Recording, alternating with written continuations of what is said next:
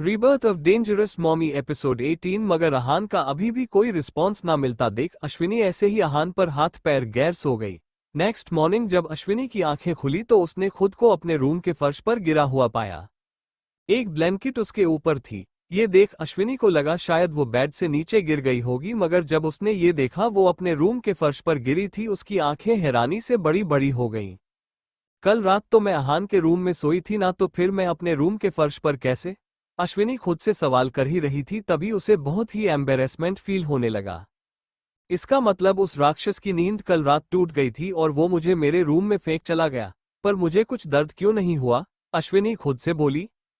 शायद मुझे चोट नहीं लगी होगी, उसने आराम से नीचे फेंका होगा, पर वो ऐसा कैसे कर सकता है? क्या अब वो मुझसे इतनी नफरत करने लगा है? अश्विनी ये सब सोच अपसेट हो गई।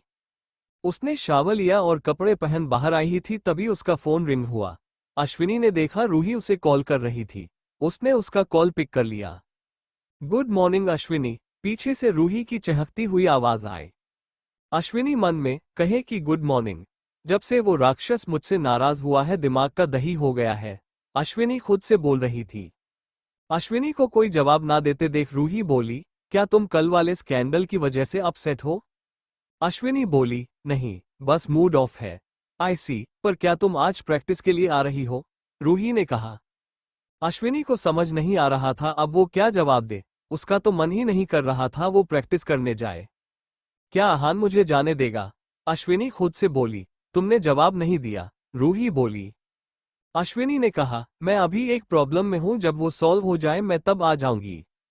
कैसी प्रॉब्लम? मुझे बताओ, शायद मैं तुम्हारी हेल्प कर दूं। रूही ने कहा। अश्विनी बोली, नहीं, वो अलग टाइप की प्रॉब्लम है और मैं कोई एक्सक्यूज नहीं मार रही।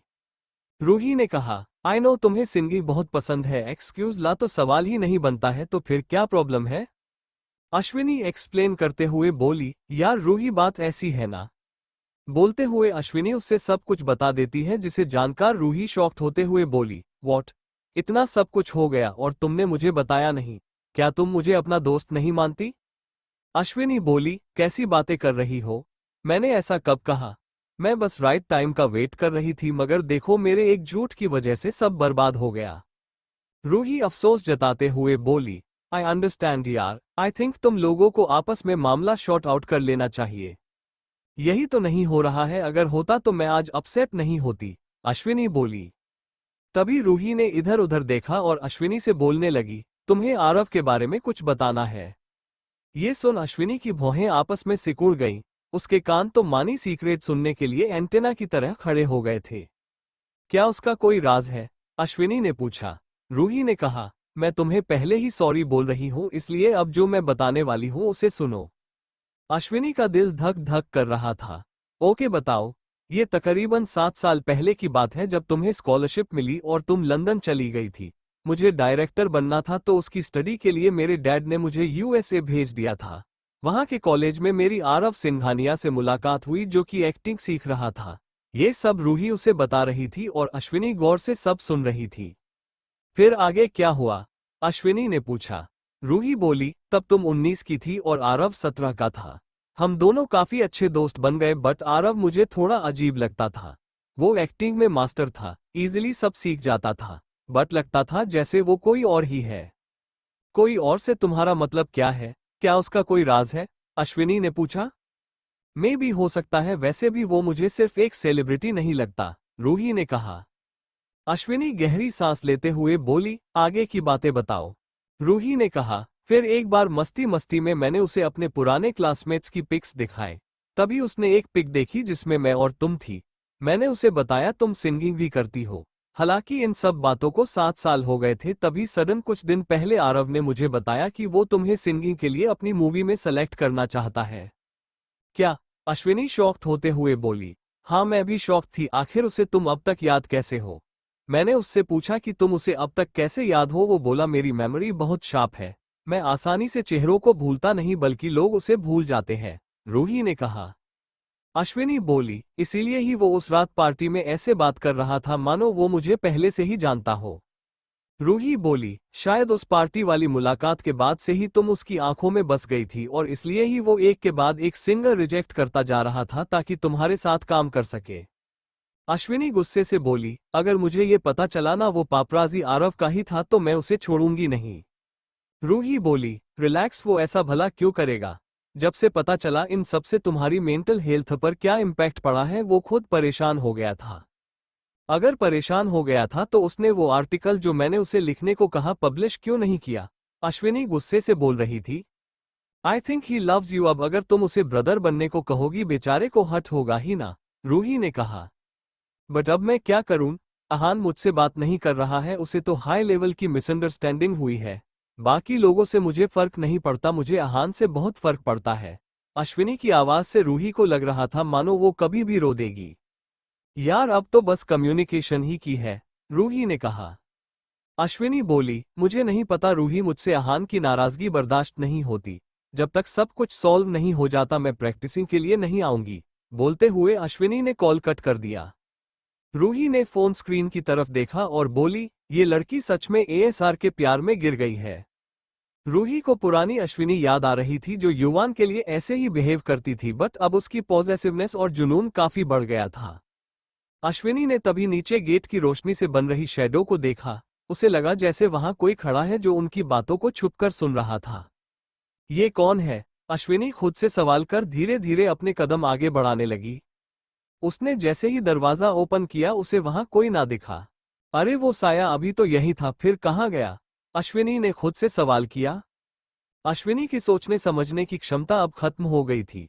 वो नीचे आ गई। उसे वैसे भी बहुत तेज भूख लगी थी।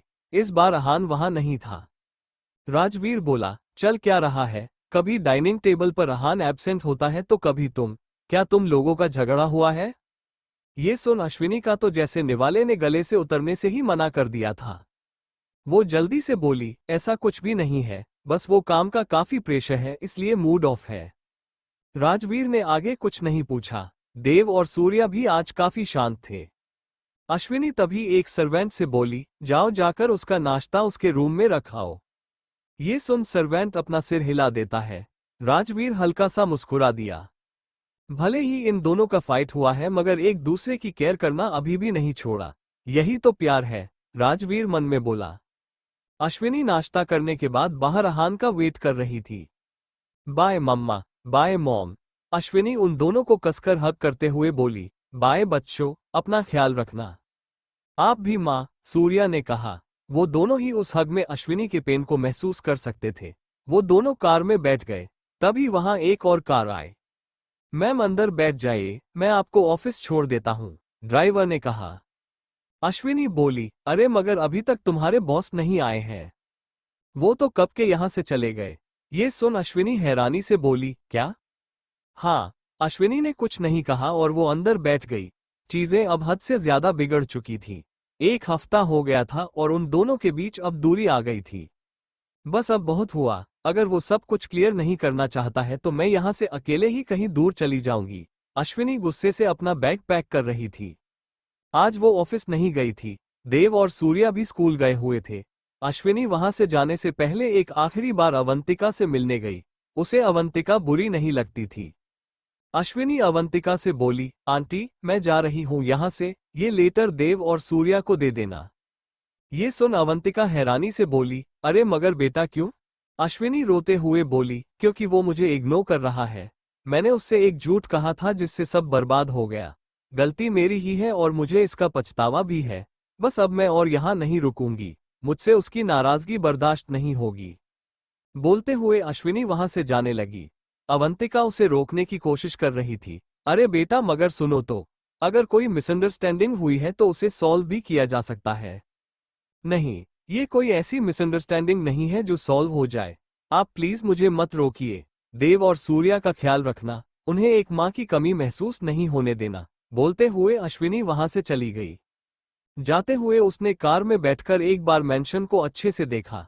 उसकी आंखों में आंसू थे। अवंतिका ने भी उसे अब नहीं रोका था मगर वो उसके जाने से उदास थी। अश्विनी से उसे अटैचमेंट हो गई थी और वो उसे यहाँ सबसे अच्छी लगती थी। उधर अहान अपने केबिन में बैठा हुआ फाइल के पेज पलट रहा था, तभी ऋषभ घबराते हुए वहां आया। सर, अहान ने उसकी तरफ देखा और आंखों से ही पूछा, क्या हुआ।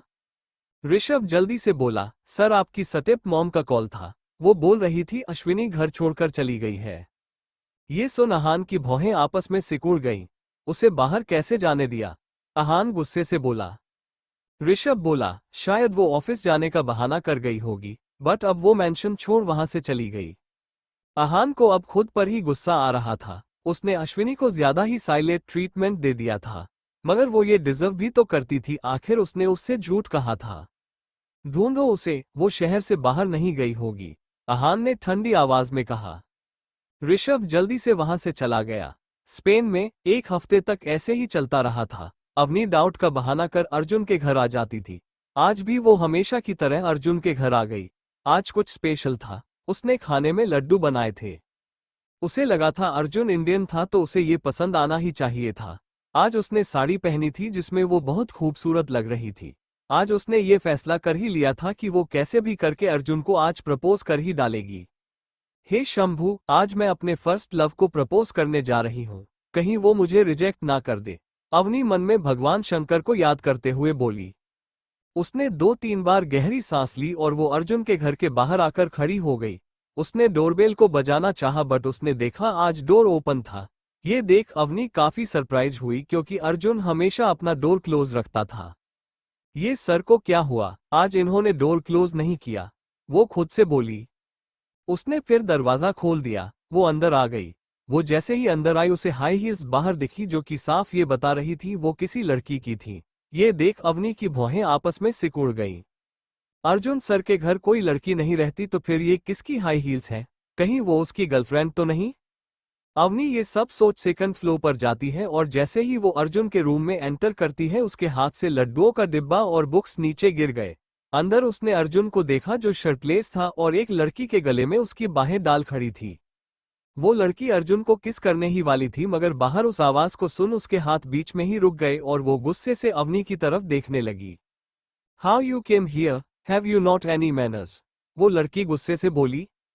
अर्जुन ने पीछे मुड़कर अवनी को देखा जिसके हाथ कांप रहे थे। वो सुन्न खड़ी थी। उसने तभी उस लड़की को जो उसकी गोद में थी उसे नीचे फेंक दिया। आउच! वो लड़की दर्द से चिल्लाई। वो स्पेनिश लड़की थी। अर्जुन को उसके दर्द से वैसे भी कोई फर्क नहीं पड़ा। उसकी नजर बस अवनी के हाथों पर थी जो कांप रहे थे। उसकी कमर पर एक तौलिया था जिसे देख अवनी समझ गई थी वो शावल लेकर ही वहां आया था। सॉरी सर, मैं गलत टाइम पर आ गई। अवनी ये बोल जैसे ही वहां से जाने लगी अर्जुन जोर से बोला, रुको। अवनी रुक गई। उसने उस लड़की की तरफ देखा जो गुस्से से उसे देख रही थी।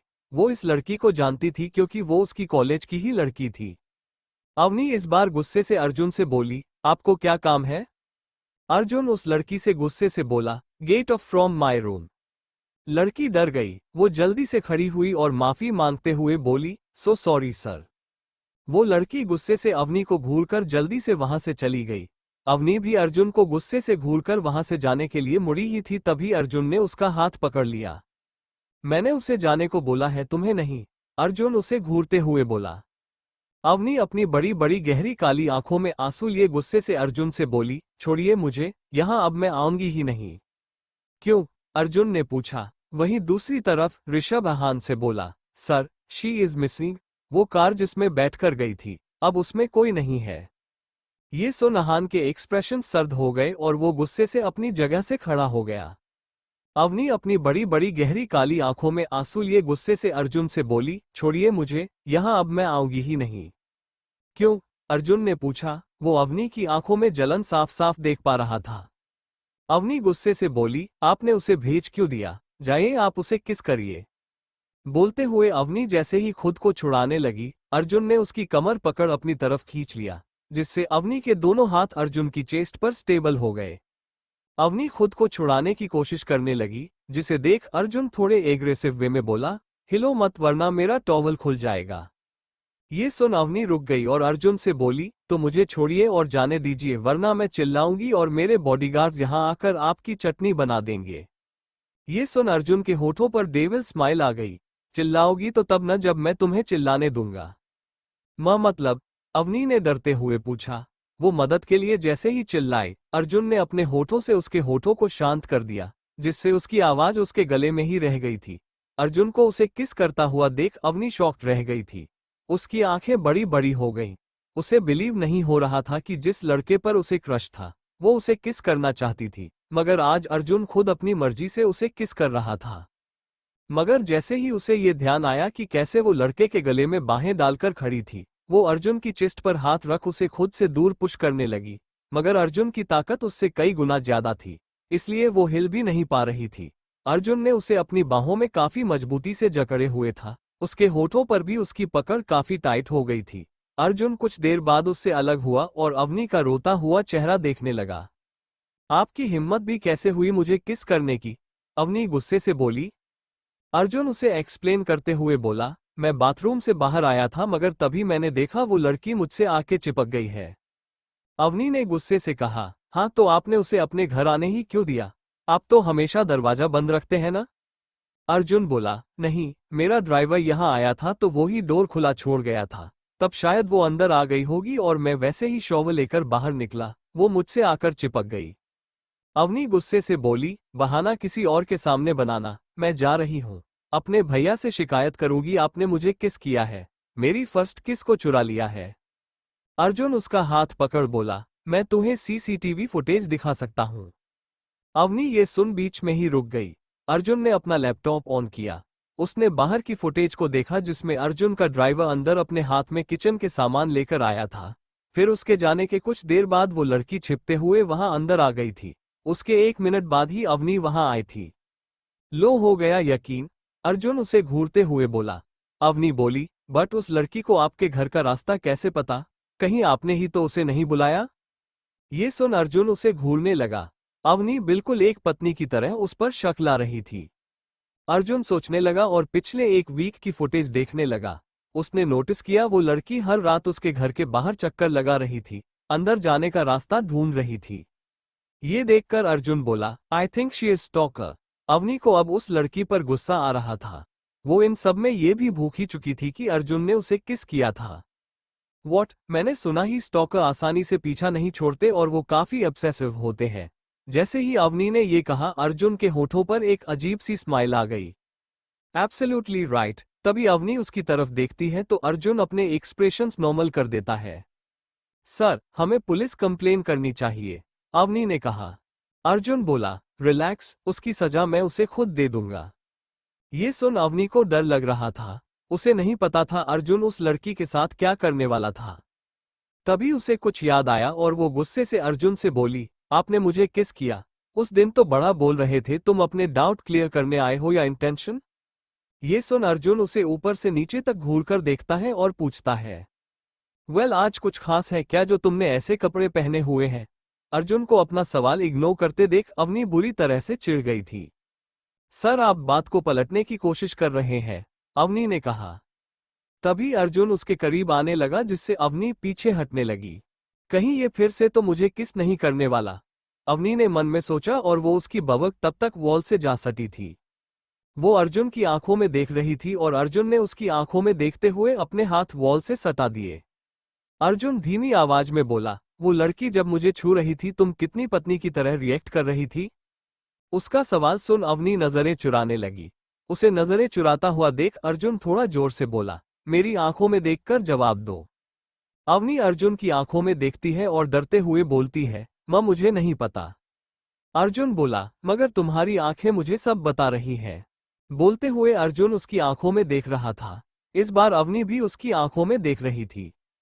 अगर हाँ कहूं तो क्या करोगी? हाँ। अवनी की दिल की धड़कनें बढ़ गई थीं। बताओ क्या करोगी? इस बार अर्जुन उसके लिप्स पर झुकते हुए बोला। अवनी की नजरें अर्जुन के लिप्स पर टिकी हुई थीं। उसे कुछ कुछ हो रहा था। वो एहसास उसने आज से पहले नहीं महसूस किया था। किस? बोलते हुए अवनी अर्जुन के गले में बाहें डाल देती है और अपने पंजे ऊपर उठाकर अर्जुन के होठों पर अपने होंठ रख उसे किस करने लगती है। अर्जुन ने उसकी कमर को टाइटली होल्ड कर लिया था और वो भी उस किस में शामिल हो गया था। कुछ देर बाद वो दोनों एक दूसरे से अलग हुए और तेज सांसों के साथ एक दूसरे की आंखों से देखने लगे। आई लव यू, अवनी ने कहा और अर्जुन के रिप्लाई का इंतजार करने लगी।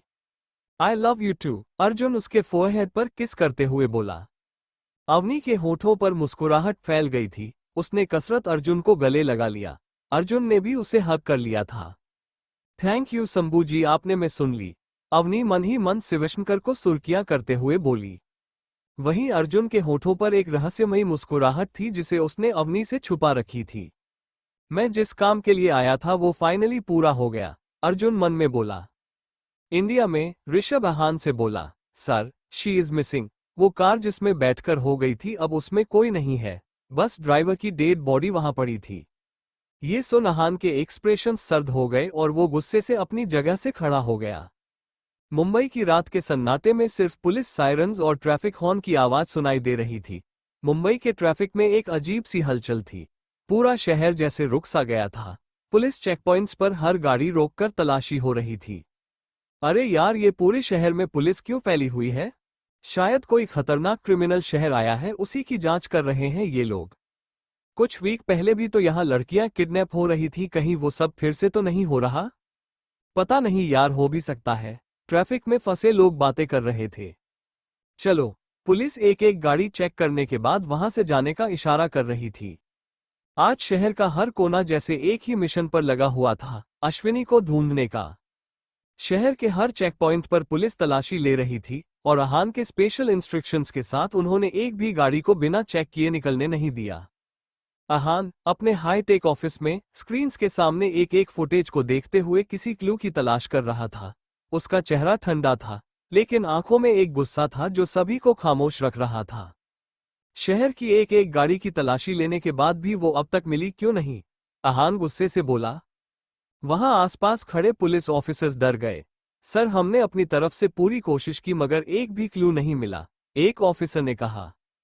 उसके असिस्टेंट ऋषभ कैबिन के बाहर खड़ा था, घबराया हुआ और बेचैन। पूरा शहर जैसे आहान के अंदर एक टेंशन के जाल में उलझा था, और जो भी आहान के रास्ते में आने की कोशिश कर रहा था वो डर और टेंशन के भूत से गुजरता था। ऋषभ ने डर से आंखों में हल्का डर लेकर अंदर आने की अनुमति मांगी। सर, वो। उसकी आवाज घबराहट में हिल रही थी, जैसे जाकर पत्थर से टकरा गई हो। अश्विनी मैम का अब तक कुछ पता नहीं लग पाया है, आहान ने अपनी ठंडी और खतरनाक आवाज में जवाब दिया। फिर से एक एक कोना छान लो ऋषभ, शहर के किसी भी हिस्से को बिना चेक किए मत छोड़ना। ऋषभ ने अपने डर के साथ सिर हिलाया और पुलिस ऑफिसर्स जो उस वक्त वहां खड़े थे वो भी अपने सिर झुकाए। उसके अंदर छुपी हुई हिम्मत और गुस्से से डरी हुई थी। एक और दिन गुजर गया और अब तक अश्विनी का कुछ पता नहीं चल पाया था। आहान का सब्र अब धीरे धीरे खत्म हो रहा था। उसके चेहरे पर हर लम्हे में गुस्सा और नफरत की गहराई और ज्यादा घातक और खौफनाक हो रही थी। पूरा ऑफिस और मुंबई का पुलिस फोर्स उसके इरादे और परेशानी के अंदर लपेटा गया था। वो इंसान इस शहर को बर्बाद कर सकता था। तभी आहान अपने कैबिन में गुस्से से ऋषभ से पूछा, अर्व का क्या पता चला? ऋषभ ने जल्दी से जवाब दिया, सर, अर्व अभी एक दूसरे शहर में है। और रात हो गई पर अश्विनी मैम का अभी तक कोई सुराग नहीं मिला। आहान के चेहरे पर एक अजीब सी ठंडक थी जो किसी भी तूफान से पहले के सन्नाटे का एहसास करवा रही थी। उसने अपनी गुस्से से भरी नजर सब पर डाली और ठंडे लहजे में कहा, मुझे कोई वजह नहीं चाहिए, बस अश्विनी मेरे सामने होनी चाहिए। उस अर्व का पता लगाओ वो कौन से शहर में है। वहीं देव उस लेटर को बार बार पढ़ रहा था। सूर्या और हैरी उसे शांत करने में लगे हुए थे। मेरे बच्चों, मम्मा अब तुम लोगों के पास अब और नहीं रहेंगी। अपने डैडी के साथ रहना, उनसे नाराज मत होना, उनका हमेशा सपोर्ट करना। मम्मा तुमसे बहुत प्यार करती है, उनका वेट मत करना, बाय। उस लेटर पे देव के आंसू गिर रहे थे और वो कांप रहा था। मम्मा चाहिए, देव को मम्मा चाहिए, कोई मुझे मेरी मम्मा लाकर दो, देव रोते हुए बोला। रोना तो सूर्या को भी बहुत आ रहा था मगर अगर वो कमजोर पड़ जाता तो देव को कौन संभालता? हैरी अपनी फुटबॉल को देव के पैरों में रख रहा था। वो चाहता था देव उसके साथ खेले और रोना बंद कर दे। मेरा मूड नहीं है हैरी, मुझे डिस्टर्ब मत करो, देव रोते हुए बोला। हैरी अपसेट होकर सूर्या को देखने लगा, मानो वो उससे बोल रहा हो, भाई इसे शांत करवाओ। सूर्या देव के कंधे पर हाथ रखते हुए बोला, क्लैम डाउन देव, डैड मम्मा को ढूंढने की पूरी कोशिश कर रहे हैं। देखना मम्मा जल्द ही सही सलामत हमारे सामने होंगी। सच में? देव अपने नन्हे हाथों से आंसू पोंछते हुए बोला। सूर्या गहरी सांस लेते हुए बोला, मुझे उम्मीद है, वैसे भी मम्मा इमोशनल होकर घर छोड़ गई हैं, वो जल्दी वापस आ जाएंगी, वो हमारे बिना नहीं रह सकती। देव शांत हो गया। वहीं दूसरी तरफ आहान का पेशेंस खत्म हो चुका था। उसका गुस्सा और भी भयानक हो गया था। और उसका ये ऑरा देखकर पुलिस ऑफिसर्स और ऋषभ डर के मारे उसके सामने बोलने की हिम्मत नहीं कर पाए। आखिर तुम लोग कुछ कर क्यों नहीं रहे हो? किसी काम के नहीं हो तुम लोग? आहान गुस्से से बोला। उसने गुस्से से ऋषभ से कहा, उसे लंदन में ढूंढा। ऋषभ बोला, हमारे आदमी उसे ढूंढने की पूरी कोशिश कर रहे हैं। बस कोशिश करते रहना तुम लोग। आहान गुस्से से एक पंच कांच की टेबल पे मारते हुए बोला और वो टेबल चकनाचूर हो गई। ये देखकर सब लोग डर गए थे। आहान इस वक्त आहान नहीं, शैतान लग रहा था। उसके हाथ से खून निकल रहा था और आंखें जानवर की आंखों की तरह लाल लग रही थीं। वो सब डर की वजह से पीछे हट गए। वहीं दूसरी तरफ अश्विनी को धीरे धीरे होश आने लगा। उसने अपने आसपास देखा तो पाया कि वो किसी लग्जीरियस रूम में थी। चारों तरफ के महल जैसे सजावट को देखकर उसके मन में डर और शक का एहसास घुल गए थे। सब कुछ इतना सुहाना और शानदार था कि वो कंफ्यूज हो गई। ये क्या हो रहा है और वो यहाँ कैसे पहुंच गई? अश्विनी हैरानी से बोली। एक मिनट, ये तो वही मैंशन है जहां मुझे किडनैप कर रखा गया था। अब तो इसे देखकर ऐसा लग रहा है मानो यहाँ कोई शादी हो रही हो। अश्विनी गुस्से से खुद से बोली। वो कल से यहाँ कैद थी। उसके सामने एक बड़ी सी पेंटिंग लटक रही थी। एक तरफ चांदनी रात और उसके साथ एक गहरा सा समुद्र। पेंटिंग के नीचे एक विंटेज टेबल पर वाइन का गिलास और एक एनवलप रखा था। उसके दिमाग में सवाल घुल रहे थे, क्या ये सब कोई सपना है या फिर कोई डेंजरस गेम में फंसाई जा रही हूं? इतने में एक सर्वेंट अंदर आई और उसके सामने वो एनवलप रख दिया। इसमें क्या है? अश्विनी ने इंग्लिश में पूछा क्योंकि वो मेड इंडियन नहीं थी। वो इस वक्त इंडिया में थी ही नहीं। मेड बोली, आप खुद देख लीजिए मैम। अश्विनी ने ये सुन हल्का सा शक और गुस्से से एनवलप उठाया और धीरे से खोला। अंदर एक खूबसूरत व्हाइट वेडिंग गाउन रखा था, जो फेयरी टेल्स की किसी प्रिंसेस के गाउन की तरह चमक रहा था। सर्वेंट ने एक मुस्कान के साथ कहा, मैम, ये गाउन पहन लीजिए। बॉस आपका इंतजार कर रहे हैं। ये सुन अश्विनी को गुस्सा आ गया। ये बात हजम नहीं हो रही थी। उसने सर्वेंट से कड़ी आवाज में कहा, ये तुम्हारे बॉस कौन है? मुझे तुरंत यहां से निकालो। सर्वेंट ने हल्का सा स्माइल किया और बस इतना ही कहा, बॉस ने बस इतना ही कहने को कहा है। पहले गाउन पहनिए और फिर आपको उनसे मिलवा दिया जाएगा। अश्विनी डर और कंफ्यूजन से अपने रूम में वापस गई और सोच में पड़ गई। उसके अंदर एक अजीब सा असर हो रहा था। एक ऐसे जाल में फंसे होने का एहसास, जहां से निकलना मुश्किल लग रहा था। पर उसने अपनी सेल्फ रेस्पेक्ट को ऊपर रखकर वो गाउन नहीं पहना और उसी हालत में रूम के अंदर बैठ गई। चाहे जो भी हो जाएगा, मैं ये शादी नहीं करूंगी। काश मैं राठौड़ मैंशन से भागती तो ये सब होता ही नहीं। अश्विनी खुद से बड़बड़ाए। चाहे जो भी हो जाए, मैं ये शादी नहीं करूंगी। काश मैं राठौड़ मैंशन से भागती ही ना, तो आज मेरी ये हालत नहीं होती। बेवकूफ अश्विनी, क्या जरूरत थी तुम्हें अपने बच्चों को छोड़कर जाने की? अश्विनी खुद से बोली। लगभग आधा घंटा बीत जाने के बाद भी अश्विनी जब तैयार होकर बाहर नहीं आए, तो वो मेड खुद वहां आ गई। मैडम साहब, आप अभी तक रेडी क्यों नहीं हुई? मगर जैसे ही उसने अंदर का नजारा देखा, वो शॉक रह गई, क्योंकि अश्विनी वहां नहीं थी। ये मैडम कहाँ चली गई? मेड ने घबराते हुए कहा। वो रूम और वॉशरूम का एक एक कोना छानने लगी मगर अश्विनी अब भी उसे वहां नहीं मिली, जिससे वो मेड परेशान हो गई। कहीं वो भाग तो नहीं गई? अगर ऐसा हुआ तो बॉस हम सबको जिंदा जला डालेंगे। वो जल्दी नीचे आई और उसने ये सारी बातें वहां की सिक्योरिटी को बताई। हमने उसे बाहर जाते हुए नहीं देखा। अगर नहीं देखा तो वो गई कहाँ? दूसरे ने कहा।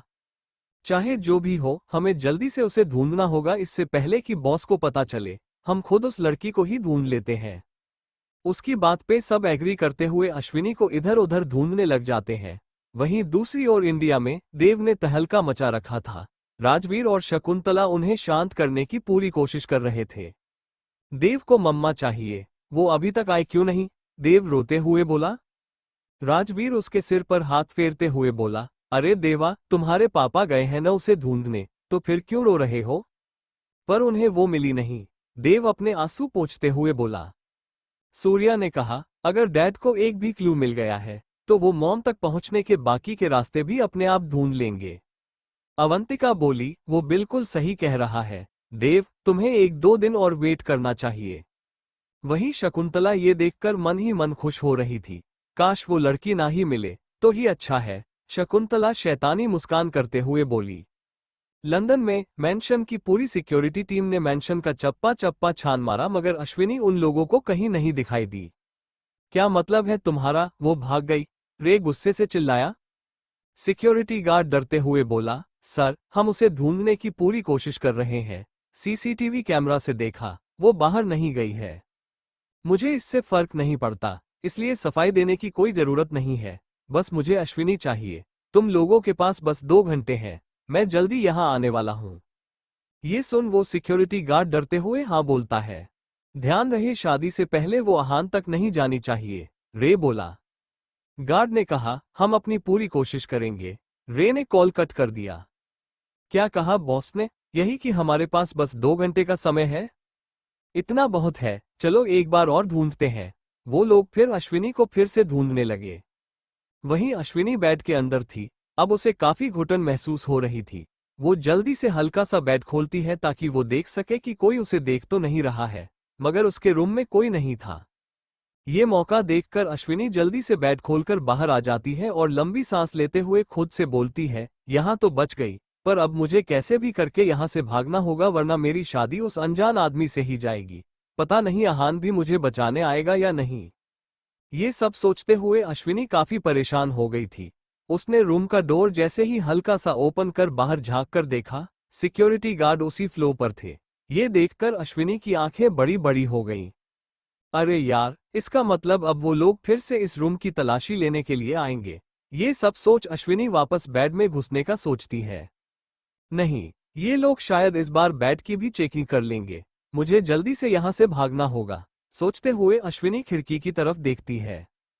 वो थी तो फर्स्ट फ्लोर पर ही और ना ही वो ज्यादा गहरी थी। उसने खिड़की से झांककर बाहर देखा। इस बार वहां कोई गार्ड नहीं था। शायद वो लोग अश्विनी को ढूंढने में बिजी हो गए थे।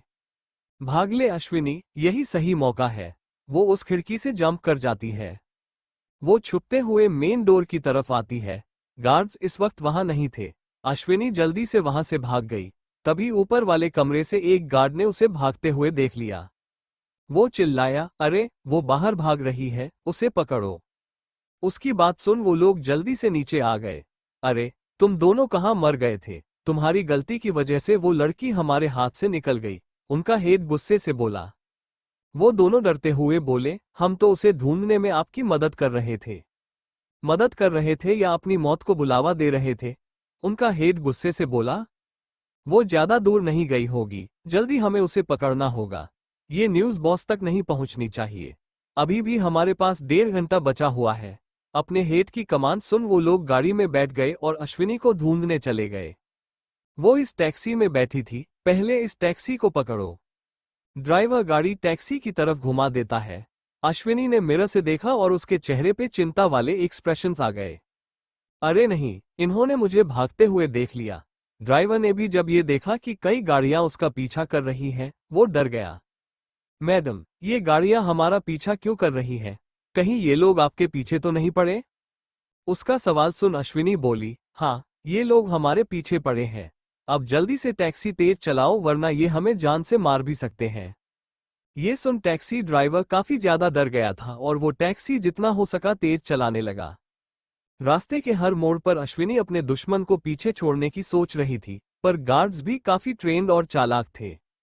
एक पॉइंट पे एक ब्लैक एसयूवी ड्राइवर ने साइड से आके उनके बिल्कुल पास में पैरेलल ड्राइव करना शुरू कर दिया। पिछले 2 घंटे से भाग रहे थे वो लोग।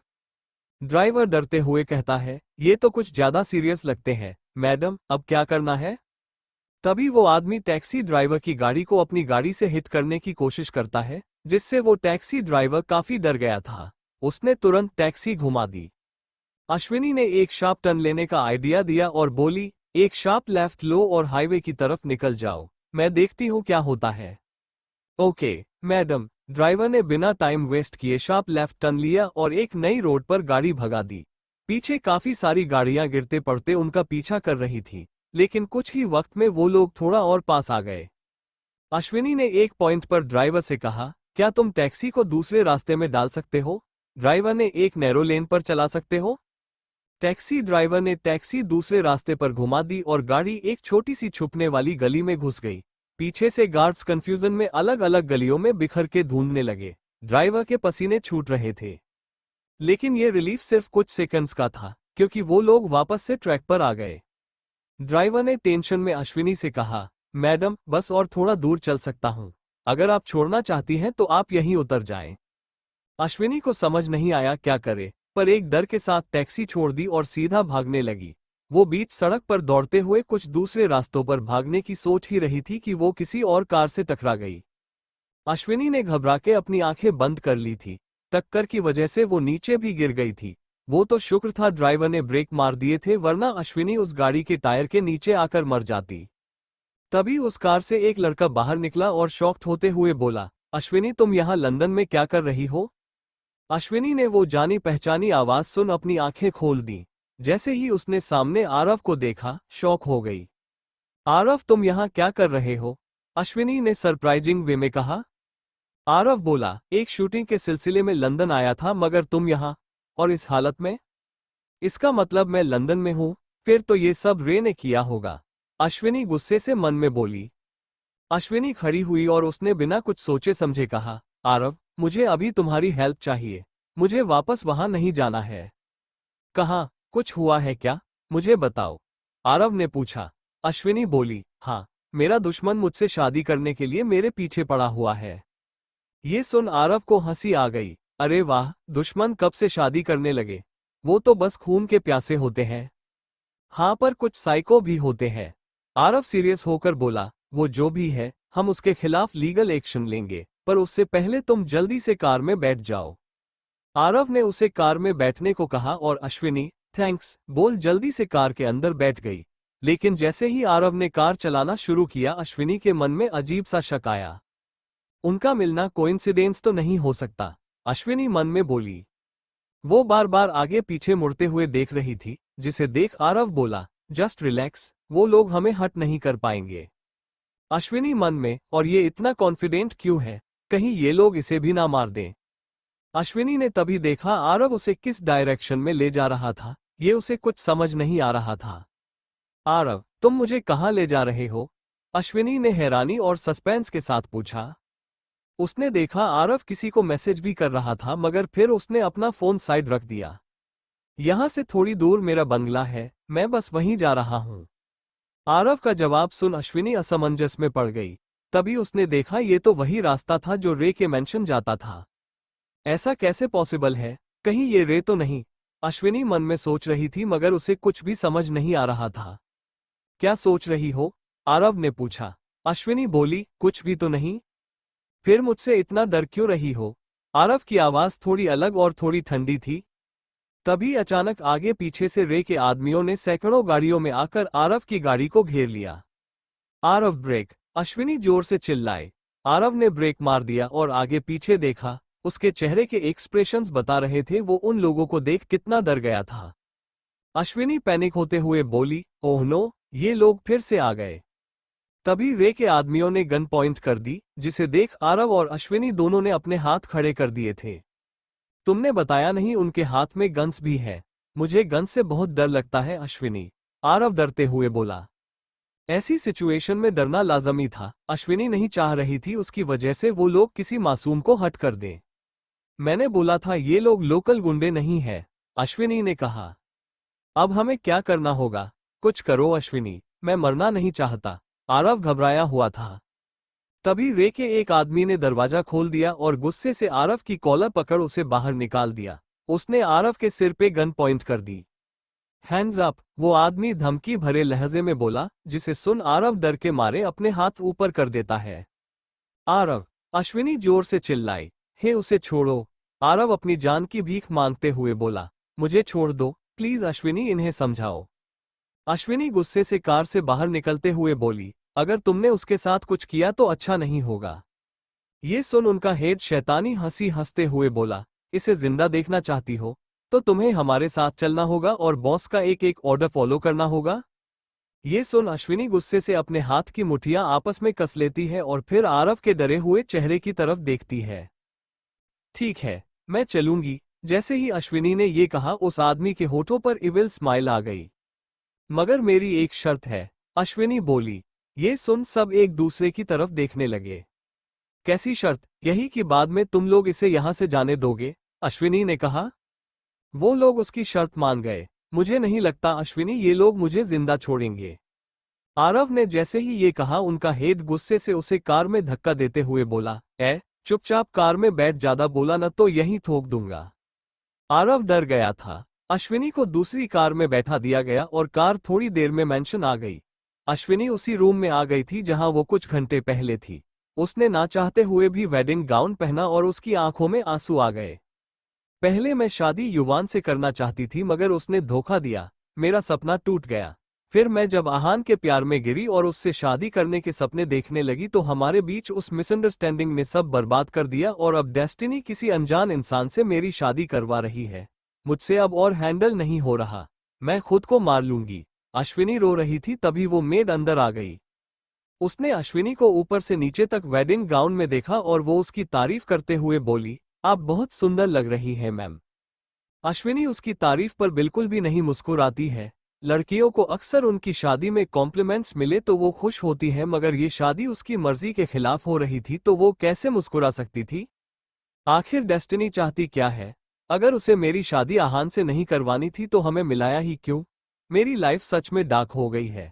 इसमें कोई नहीं है, सब एक टाइम बाद दूर हो जाते हैं।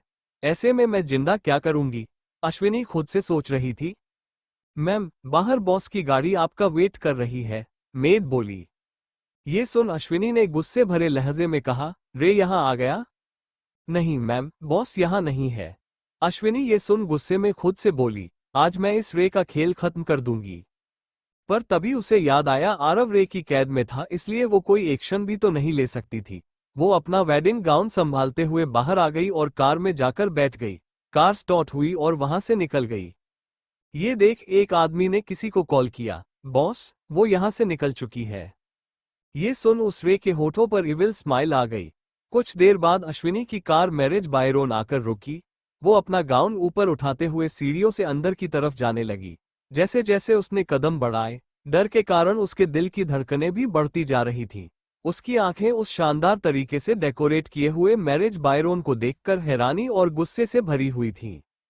हर तरफ महंगे फूल, चांदेलिया और डेकोरेशन का जलवा था, लेकिन इस शान और शौकत के बीच एक चीज और थी जो उसके मन को गुस्से और डर दोनों से भर रही थी। हर कदम पर रे के आदमी गन लिए तैनात थे, उसके एक एक मूव पर नजर रखे हुए। ये रे कहाँ है? अश्विनी बोली।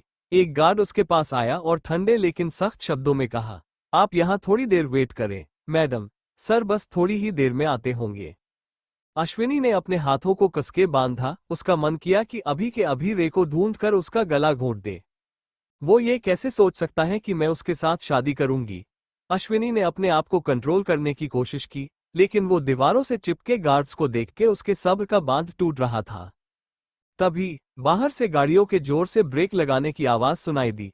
अश्विनी का ध्यान तुरंत मेन डोर की तरफ गया, और जब उसने देखा तो उसकी आंखें हैरानी और शोक से बड़ी हो गईं।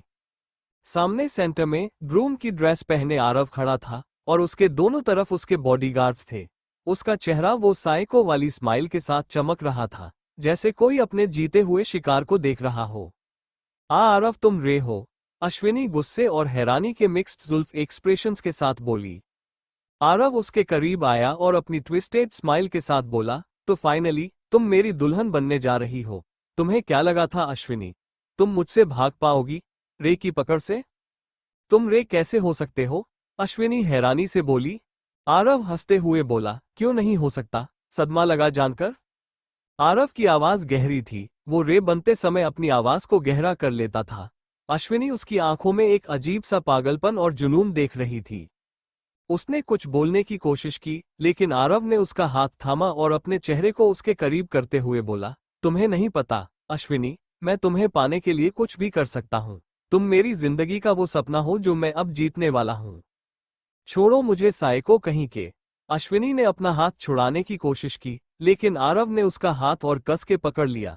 उसकी आंखें एक अजीब सी मैडनेस से चमक रही थीं। जानना चाहती हो मैं कब से तुम्हारे पीछे पड़ा हूँ? पूरे 8 सालों से। अश्विनी हैरानी से आरव को घूरे जा रही थी।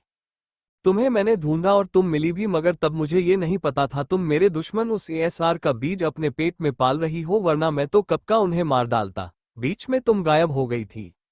आरव के इतना बोलते ही अश्विनी उसे घूरते हुए बोली, आहान से क्या दुश्मनी है?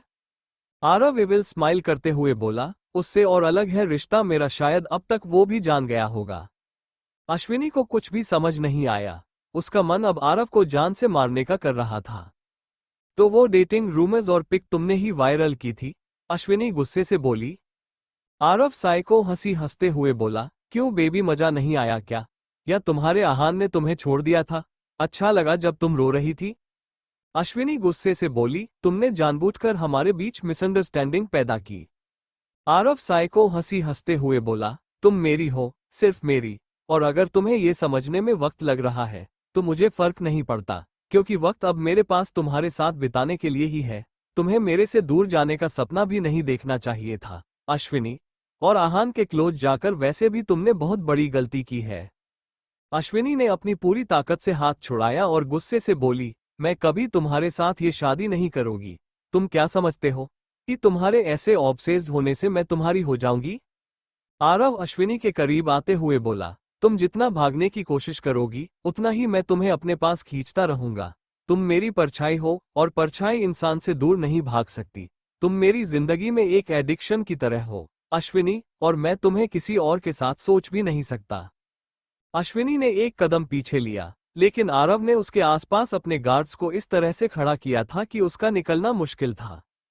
उसने अपने गार्ड्स को देखा और मुस्कुराते हुए बोला, देखो ये दुल्हन कितनी खूबसूरत लग रही है ना?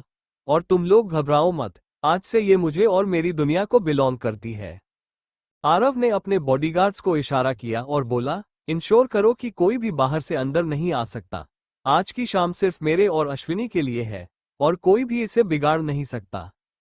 अश्विनी उसके साइको ऑब्सेशन और उसके ट्विस्टेड थॉट्स को देखकर डर के मारे साइलेंट थी। आरव ने उसका हाथ पकड़ा और उसके कान में धीरे से कहा, तुम्हें नहीं पता अश्विनी, कितनी बार तुम्हारे बिना एक पल भी जीने में कितना दर्द हुआ है मुझे। तुम मेरी हो और तुम्हें ये बात आज समझनी ही पड़ेगी, और आज तुम्हें मेरी दुल्हन बनने से कोई नहीं रोक सकता। अश्विनी ने एक कदम पीछे लिया और बहुत सारी हिम्मत इकट्ठा करके बोली, आरव या रे, जो भी हो तुम क्या समझते हो मैं तुम्हारे साथ ये शादी करूंगी? तुम साइको हो, तुम्हें हेल्प की जरूरत है, तुम सिर्फ अपने ऑब्सेशन को दिखाते हो, लेकिन मेरी फीलिंग्स का क्या? मैं तुम्हारे साथ कभी नहीं रह सकती। आरव ने उसके वर्ड्स को सुना और एक अजीब सी हंसी में बोला, तुम ये सब अब कह रही हो, लेकिन जब तुम मेरे साथ रहना शुरू करोगी तब तुम्हें समझ आ जाएगा कि मैं तुम्हारे बिना नहीं रह सकता। तुम मेरी हो और तुम सिर्फ मेरी ही रहोगी, चाहे तुम्हें कुछ भी करना पड़े। ये शादी आज होगी, चाहे तुम कुछ भी कहो। अश्विनी को समझ आ गया था कि ये अब कोई नॉर्मल ऑब्सेशन नहीं था, ये आरव का डेंजरस जुनून बन चुका था। उसे साइकियाट्रिस्ट की जरूरत थी। स्टेज पे जबरदस्ती खींचते हुए आरव ने अश्विनी का हाथ कस के पकड़ रखा था। छोड़ो, मुझे शादी नहीं करनी, अश्विनी गुस्से से चिल्लाई। जिसे सुन आरव गुस्से से उसका मुंह पकड़ बोला, शादी तो करनी पड़ेगी बेबी, वरना मैं तुम्हारे बच्चों को मार डालूंगा।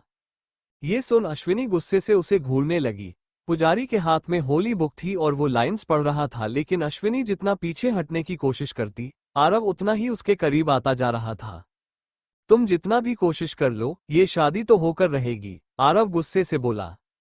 अश्विनी ने आरव के हाथ को झटका दिया, मैं तुम्हारी शादी में शामिल हूं, लेकिन सिर्फ तुम्हारी मजबूरी से। तुम जो चाहे कर लो, दिल से मैं कभी तुम्हारी नहीं बन सकती।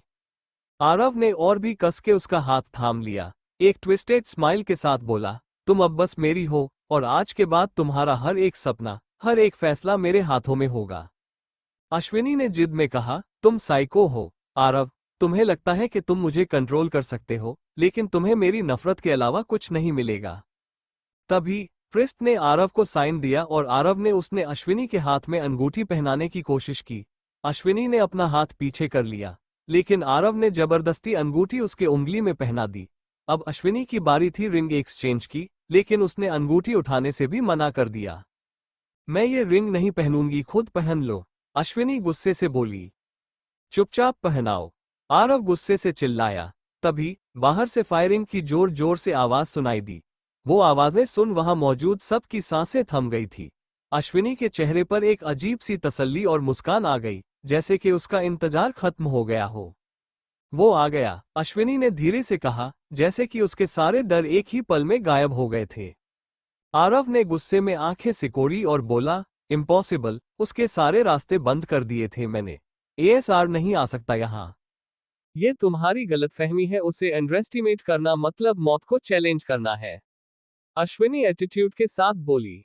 अश्विनी के मुंह से आहान की तारीफ सुन आरव को काफी ज्यादा गुस्सा आ रहा था। तभी आरव ने पृष्ठ को धमकी दी, शादी जल्दी खत्म करो, मुझे इसमें कोई डिले नहीं चाहिए वरना एक एक को खत्म कर दूंगा। अश्विनी एटीट्यूड में आरव की तरफ घूरती हुई बोली, तुम्हें लगता है कि तुम मुझे जबरदस्ती शादी में फंसा सकते हो? तुम सिर्फ अपने सपने में जी रहे हो। आरव, तुम्हारी मौत आ चुकी है, अब तुम मरने वाले हो, हाहा। अश्विनी ईविल स्माइल करते हुए बोली। बाहर की फायरिंग की आवाजों के साथ अब मैरिज हॉल में चिल्लाने की आवाजें भी सुनाई दे रही थी। ऋषभ और शेरे आरव के गार्ड से लड़ते हुए एक एक कर उन्हें गिराते जा रहे थे। शेरे का धावा बहुत पावरफुल था। वो आरव के एक एक आदमी को जमीन पर गिरा रहा था और उन्हें मौका ही नहीं मिल रहा था अटैक करने का। मैम अंदर होगी, ऋषभ आहान से बोला जो अब कार से उतर चुका था। उसके चेहरे के एक्सप्रेशंस काफी भयानक थे, मानो वो किसी का खूब बुरी तरह करना चाहता हो। शेरे बोला, हमें टाइम वेस्ट किए बिना कल्फी अंदर जाना चाहिए। अंदर? अश्विनी की आंखें हॉल के दरवाजे पे टिकी हुई थी। तभी आहान को वहां देख उसके होठों पर मुस्कुराहट आ गई। आहान के चेहरे पर एक इंटेंस गुस्सा था और उसकी आंखें आरव पे टिकी हुई थी। ये देख आरव भी एक पल के लिए सहम गया था। आहान जैसे ही वहां आया था वहां का एनवायरनमेंट ही चेंज हो गया था। सब डर रहे थे क्योंकि दब जानते थे एएसआर कितना क्रूर था। तुम्हारी मौत तुम्हारे सामने खड़ी है आरव, अश्विनी हंसते हुए बोली। आरव ने गुस्से से आहान की तरफ देखा और चिल्ला के बोला, तो तू आ ही गया एएसआर। आहान एक सरकास्टिक स्माइल के साथ बोला, तुमने सोचा भी कैसे कि मैं तुम्हें ये सब करने दूंगा? तब तो तू ये भी जानता होगा मैं कौन हूं। आरव पागलों की तरह हंसते हुए बोला। आहान सर्द आवाज में बोला, अनिकेत सिंह राठौड़। जैसे ही आहान ने ये कहा अश्विनी शॉक रह गई। वो कभी आहान को देखती तो कभी आरव को। वॉट? इसका मतलब तुम दोनों भाई भाई हो? अश्विनी ने हैरानी से कहा। ऋषभ बोला, सगे भाई नहीं मैम, वो बॉस के चाचा का लड़का है जिसके मॉम और डैड का बचपन में ही मर्डर हो गया था। अश्विनी हैरान थी, ये तो सच में किसी झटके से कम नहीं था। आहान बोला, मैं तुम्हें उसी दिन पहचान गया था जब तुमने मेरे और अश्विनी के बीच जो मिसअंडरस्टैंडिंग क्रिएट करने के बाद उस होटल की फुटेज डिलीट करवा दी थी। फिर अपनी भौहें सिकोड़ी और डेविल स्मर्क कर बोला, मगर तुम्हें नहीं पता था वो होटल मेरा है। वो फुटेज डिलीट थी हुई मगर दूसरे कंप्यूटर में उसकी कॉपी रेडी थी। तुमने यहाँ बेवकूफ़ी की, तुम्हारे आदमी ने अंदर तुम और अश्विनी के डिनर करते हुए की फोटो क्लिक की मगर दूसरी तरफ तुमने वो फुटेज डिलीट करवा दी थी। ये मुझे काफी अजीब लगा। इस बेवकूफ़ी ने तुम्हारी रियल आइडेंटिटी सामने ला करके रख दी। अश्विनी गुस्से से बोली, हाँ क्योंकि वो तुम्हारे दिमाग में ये वहम डालना चाहता था मैं उसके साथ सोई थी जबकि मैंने बस डिनर ही किया था। आरव को गुस्सा आ रहा था। आरव ही रे है आहान, यही पिछले 8 साल से बिना नहाए मेरे पीछे ही पड़ा हुआ है। इसने जीना हराम कर रखा है। अश्विनी गुस्से से बोली। आहान ने अपने असिस्टेंट ऋषभ को सिग्नल दिया और ऋषभ ने आरव के गार्ड्स को बंदी बना लिया। आरव ने आहान की तरफ गुस्से से देखते हुए बोला, तुमने मेरे सपने को छीना है एएसआर, तुम्हें मैं ऐसे ही नहीं छोड़ूंगा। आरव ने अपने गार्ड्स को बुलाकर उन्हें आहान और उसके टीम पे अटैक करने का हुक्म दिया। आहान ने आरव की तरफ डेविल वे से मुस्कुराते हुए कहा, आज तुम्हारे हर एक ऑब्सेशन का दी एंड होने वाला है आरव। और तभी उनके बीच एक इंटेंस फाइट शुरू हो गई। ऋषभ ने आरव के एक बॉडीगार्ड का पंच ब्लॉक करते हुए उसके स्टमक में हिट किया और उसे गिराया। शेरे ने 2 बॉडीगार्ड्स को एक साथ हैंडल किया और उन्हें जबरदस्ती हॉल के बाहर भेज दिया। आहान और आरव के बीच एक टफ फाइट शुरू हो गई। आरव ने आहान पे पंच मारने की कोशिश की, लेकिन आहान ने ब्लॉक करते हुए उसका हाथ ट्विस्ट किया और ईविल स्माइल कर बोला, मुझे छू भी तुम मेरी मर्जी से पा रहे हो और सपने मुझे मारने के देख रहे हो? आरव ने गुस्से में अपना दूसरा हाथ आगे उठाते हुए बोला, तुम मुझे रोक नहीं सकते एएसआर। मगर आहान ने उसके चेहरे पे एक पंच मार दिया जिससे आरव फर्श पर मुंह के बल जा गिरा। उसके होठों से खून निकल रहा था। अश्विनी दूर से खड़ी सब कुछ देख रही थी और उसके चेहरे पर एक सेटिस्फैक्शन था। आरव का जुनून और उसका ऑब्सेशन उसके खत्म होने के करीब था और अश्विनी अब आजाद थी इस साइको के पंजों से। आहान ने आरव को बुरी तरह से डिफीट कर दिया था जिससे आरव बेसुध होकर खड़ा था। मुझे बस अश्विनी को लौटा दो एएसआर, मैं यहां से चला जाऊंगा। अश्विनी कोई चीज नहीं जो दे दूं और आज वो हमेशा के लिए मेरी बन जाएगी। ये सुन आरव हैरानी और गुस्से से आहान को देखने लगा जो स्टेज की तरफ आ रहा था। आहान अश्विनी के सामने जाकर खड़ा हो गया। तुम्हें शादी करनी थी ना? आहान उसकी आंखों में देखते हुए बोला। वो अश्विनी के बेहद करीब था जिसे आरव बर्दाश्त नहीं कर पा रहा था। वो उठने की कोशिश करने लगा। अश्विनी की आंखें खुशी से नम थी और होठों पर स्माइल थी। हाँ, मेरा ये ड्रीम अभी पूरा करोगे ना? अश्विनी ने कहा। आहान ने अपना सिर हिला दिया और उसने एक नजर पृष्ठ पर डाली जो डरा सहमा सा खड़ा था। मुझे मत मारना, मैं तुम दोनों की शादी करवा दूंगा। तब वो दोनों एक दूसरे के सामने खड़े हो गए। पृष्ठ सवाल कर रहा था और वो दोनों सहमति जताते रहे, कस्में खा रहे थे। अब रिंग एक्सचेंज की बारी आए। नहीं अश्विनी रुक जाओ, मैं तुमसे बहुत प्यार करता हूँ। बहुत पहले से तुम्हें जानता हूँ। तुम बस मेरी हो, मैं तुम्हें किसी और का नहीं होने दे सकता। आरव गुस्से से चिल्ला रहा था मगर कोई फायदा नहीं था। वो लड़खड़ाते हुए अपने कदम आगे बढ़ाने लगा मगर शेरा ने उसे पकड़ लिया। अरे छोड़ो मुझे, मगर कोई फायदा नहीं था। आरव ने उन दोनों को रिंग एक्सचेंज और साइन करते हुए देखा। लास्ट में वो दोनों किस करने वाले थे ये देख तो आरव की सांसें हलक में अटक गई थी। नहीं नहीं, उसके होठों पर बस मेरा हक है, उन्हें मत छूना। आरव गिड़गिड़ाया मगर क्या फायदा हुआ। आहान ने अश्विनी की कमर को पकड़ उसे अपने क्लोज कर लिया और फिर अश्विनी को पैशनेटली किस करने लगा। ये देख आरव गुस्से से झटपटाने लगा था। वो आहान को ऐसे अश्विनी को किस करते हुए नहीं देख सकता था। अश्विनी शॉक्ड थी, उसे नहीं पता था आहान सबके सामने उसे इस तरह से किस करेगा। कुछ देर बाद आहान ने अश्विनी के होठों को छोड़ दिया और आरव की तरफ ऐसे देखा मानो वो उसका मजाक उड़ा रहा हो। पृष्ठ बोला, कॉन्ग्रेचुलेशंस, अब आप दोनों पति पत्नी है। आरव घुटनों के बल नीचे गिर गया। Thank you for listening. मुझे उम्मीद है आपको ये स्टोरी पसंद आई होगी। अगर आपको पसंद आए है तो प्लीज लाइक और कमेंट करना ना भूलें और मोर स्टोरीज के लिए सब्सक्राइब करें। मिलते हैं नेक्स्ट वीडियो में।